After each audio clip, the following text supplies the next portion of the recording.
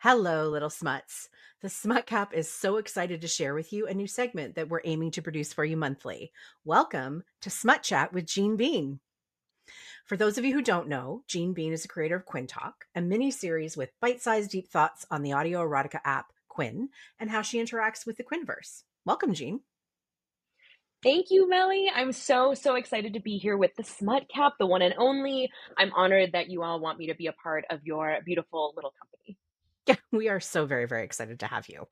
You and I have been talking about some of the commonalities that we have. We're in this really interesting space, this little subsection of the internet, I guess we'd call it, where we are consumers and slash fans of audio erotica, more specifically Quinn.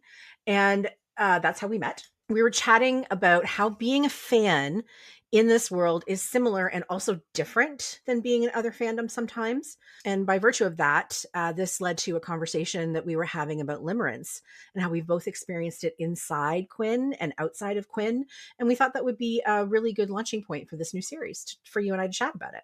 For those of you who don't know, a pretty simplistic definition of limerence is having an intense feeling of longing for another person, even when they don't fully reciprocate. I think that's where the crux of it is. A limerent person can often struggle to think about anything else but their crush and neglect their social life, work, and other responsibilities as a result. So, when we were talking about how we were going to go through this conversation, one of the important things that we thought about was let's talk to everybody about how we have experienced it in our lives, because I think that's really important for people to hear.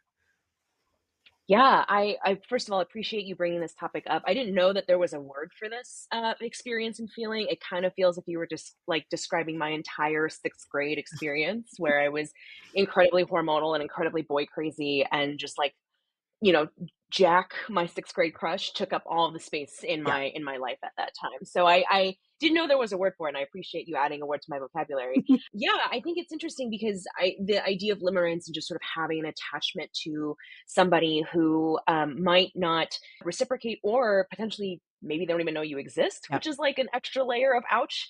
I think it's an interesting topic because there's so much inherent maybe feelings of shame and embarrassment that might go along with it, which is probably why people don't talk about it Yeah. or don't share as much about what their experiences are like. Or at least that's how I was. Yeah. So, specifically thinking about Quinn and sort of the world of spicy erotica, or audio erotica rather, I definitely experienced some limerence first when I first started on the app because I found myself like waking up and checking Instagram to see if my favorite voice actor had posted something. And it started off as like a regular fandom of like, oh my gosh, this content creator is like really talented, and I'm having so much fun consuming their content. And then I think I started like paying attention a little bit more to my reaction when I noticed things that were sort of abnormal for me. Like I started missing this voice actor if Mm. they weren't posting as much on a particular day, or just like things that I normally wouldn't think about, right? Like I don't miss Brad Pitt if I haven't seen him in No. a movie in a while, you know? Well, I definitely don't anymore. Yeah, well, yeah, this is maybe like 90s, right? But yeah, it was an interesting experience to have. Like, I miss people that I know, and I don't know this creator, and so that was sort of my first sign that I might have been starting to have an unhealthier attachment to a voice actor. Mhm. So that was my experience with Limerence, and I'm sharing that um, one because I think it's important to share our stories and to a know that we're not alone. So if anyone else out there is struggling with Limerence, like I see you, but I also think sharing these stories and tips also helps us to detach in a healthier way as well. Mhm. So hopefully we can get to that point. Yeah, Yeah. I absolutely agree. So for me, I'm going to share an experience that was kind of with a person I actually did know. And outside of you, I don't think I've ever told this to anyone before. And now the internet. So back in a couple of jobs ago, I was working for this company and I've been working there for quite some time, but a new person started. He was around my age. He was very articulate. He dressed very nicely. He thought about things in a lot of the same way that I did. And I developed feelings for him that obviously were not reciprocated for me, and he never saw me in that same way.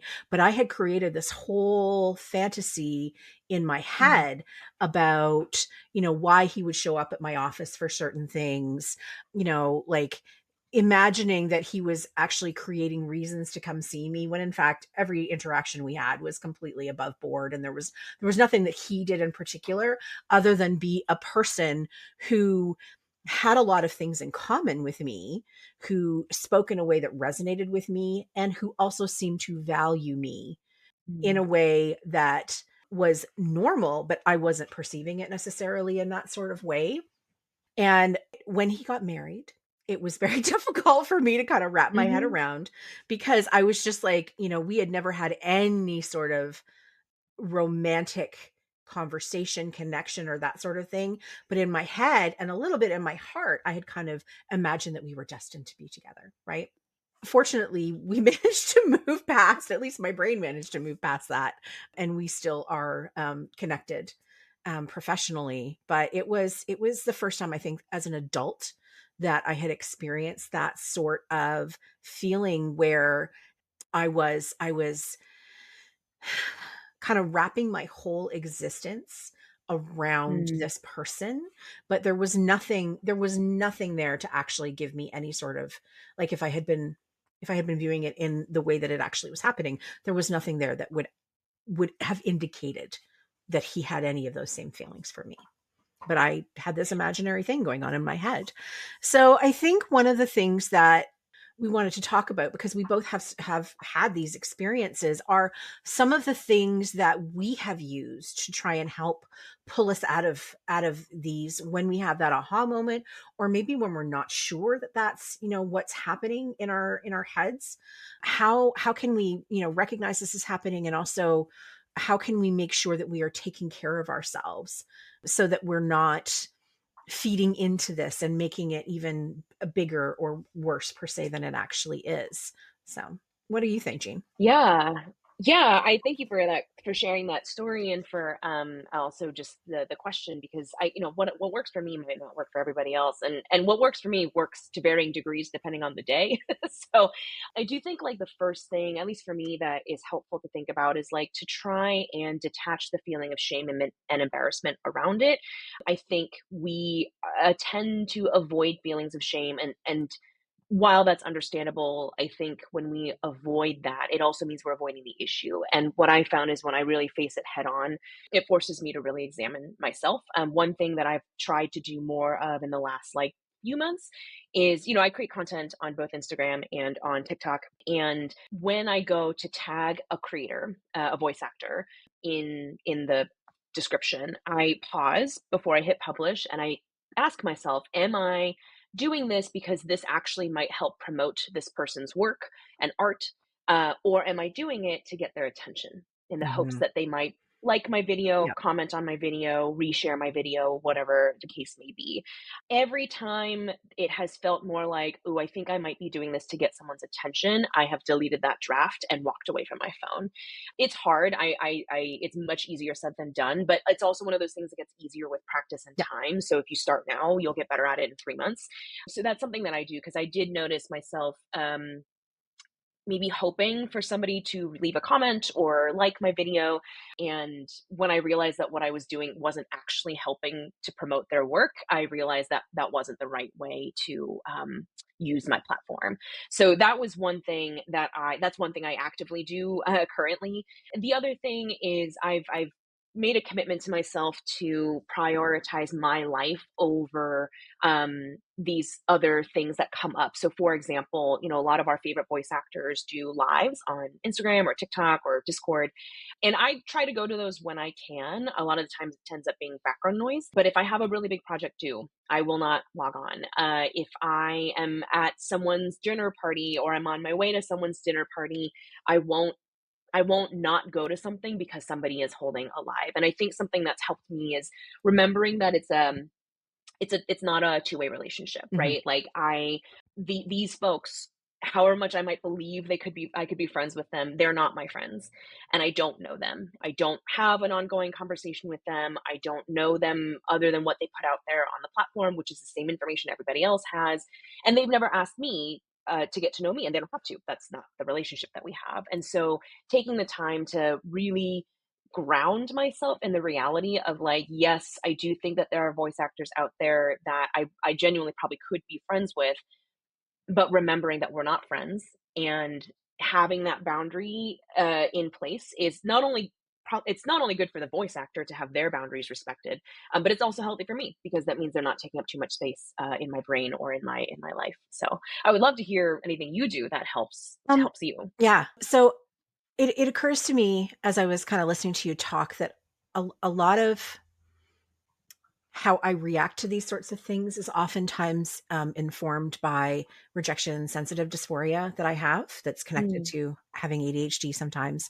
So listening to how you were talking about like making sure that you're doing things for the right reasons, I think is really important in trying to circumvent something like that. Because if you are posting something for an attention based purpose, even if you're not consciously doing it, then it can intensify or exacerbate those sorts of feelings of rejection that don't necessarily exist, which is one of the hallmarks of exactly. RSD, right?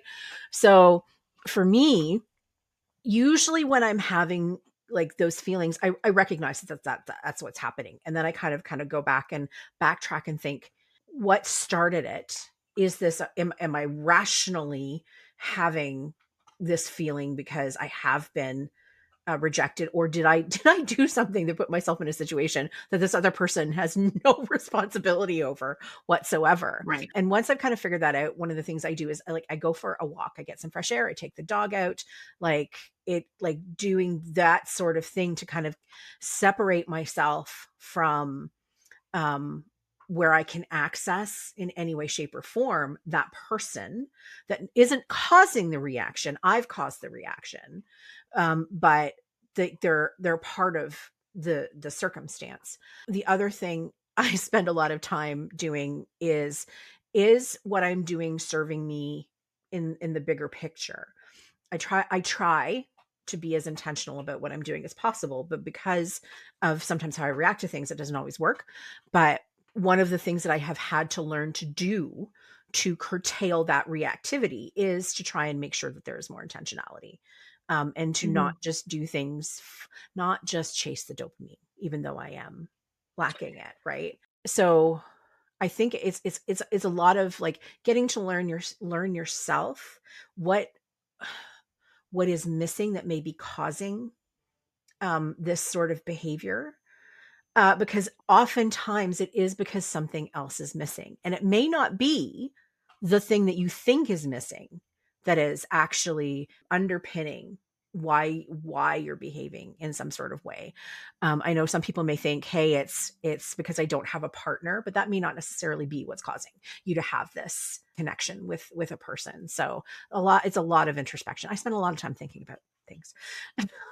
I do too. I'm right there. I think this is why we're Yeah. friends. Is I spend a lot of time examining myself, and I think that the thing that you said that resonated with me was like really examining that rejection sensitivity of like did I create this myself? It did. Am I a victim of my own problem or of my own making? And Yes. I think that that's a really important question for all of us to be asking Mhm. ourselves at all times, in and outside of the spicy audio world. And I also would add, like, I think it's important to act with compassion here, like self-compassion as well. And I Absolutely. think it's really, really understandable why we form attachments to these actors. And we have to remember that the A in VA stands for actor, and they're creating really, really intimate content, Mhm. like really intimate content. And in some ways it's just fun content. In some ways it's helping us discover ourselves better. In some ways it might highlight, just like you said, some of the stuff that we hear might highlight the things that we are feeling like we're lacking in our lives. And it's of course, like, it actually makes a lot of sense that we Mhm. form attachments of some sorts to our favorite voice actors. So I do think it's important to act with self-compassion where we can. It's a lot easier said than done, speaking for myself here, but Yeah, same. I do think that if we if we try to beat ourselves up over it, we're just going to add to the shame monster, and that doesn't help anybody. No, no, it doesn't. It's we are not here to point fingers at anyone. We are here to raise awareness to the fact that this can happen, and the world that we are immersed in right now, it is completely understandable. And what we want to do is to just have conversations about that. Keep your eyes peeled for February Smut Chat with JeenBean. We are so excited to see what you'll be talking about next month. And stay smutty, everyone. Thanks all.